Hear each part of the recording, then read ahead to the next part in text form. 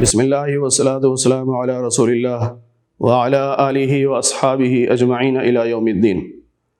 آج کل کچھ دوستوں نے ایک مسئلہ یہ پوچھا ہے کہ شبینے کا شرعی حکم کیا ہے۔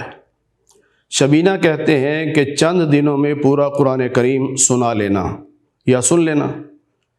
پورے رمضان میں نماز تراویح میں ایک مرتبہ قرآن کریم کا سنانا اور سننا یہ سنت موقدہ ہے، لیکن بعض حضرات کا وقت نہیں ہوتا، مصروفیت ہوتی ہے، تو وہ بعض دفعہ ایسے ہے کہ کسی اچھے قراء کا انتظام کرتے ہیں کہ جی آپ 3 دن میں ہمیں قرآن سنا دو یا 5 دن میں ہمیں قرآن سنا دو، اس کو شبینہ کہا جاتا ہے۔ اور بعض جگہوں پر طاق راتوں میں قرآن کریم مکمل کیا جاتا ہے۔ تو اس کے مسئلے کو سمجھ لیجئے کہ شبینہ بذات خود جائز ہے، پڑھا جا سکتا ہے، لیکن اس کی شرط یہ ہے کہ وہ نفل کی جماعت نہ ہو۔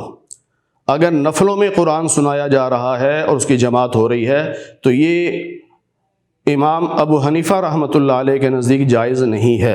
سنت کی جماعت جو جیسے سنت تراویح ہے یا وتر کی جماعت جو واجب ہے اور یا فرض نماز، اس میں اگر کوئی قرآن کی تلاوت کر رہا ہے، قرآن مکمل کر رہا ہے تو یہ کر سکتا ہے۔ جس طرح تراویح ہے تو تراویح میں شبینہ پڑھا جا سکتا ہے، 20 رکعت ہیں تو آدھا پارہ بھی اگر پڑھتا رہے تو 10 پارے روزانہ پڑھے جا سکتے ہیں، پاؤ پڑھتا رہے تو 5 پارے پڑھے جا سکتے ہیں۔ تو تراویح میں اگر کوئی پڑھ رہا ہے تو ٹھیک ہے۔ ہاں، نفل جو بعض ایسی چیزیں ہیں جو ہمارے بزرگوں سے ثابت ہے، لیکن اس میں یہ ہے کہ اس میں تداعی نہیں تھی، کہ انہوں نے لوگوں کو بلایا نہیں تھا کہ بھئی آؤ ہم نفلوں کی جماعت کرنا چاہتے ہیں، ایسا نہیں تھا۔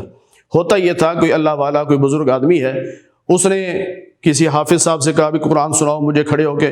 اب اس نے نیت باندھی نفل کی، پیچھے وہ بزرگ بیٹھ گئے، 2 آدمی ہیں، ایک سنا رہا ہے ایک سن رہا ہے، اتنے کی گنجائش تھی۔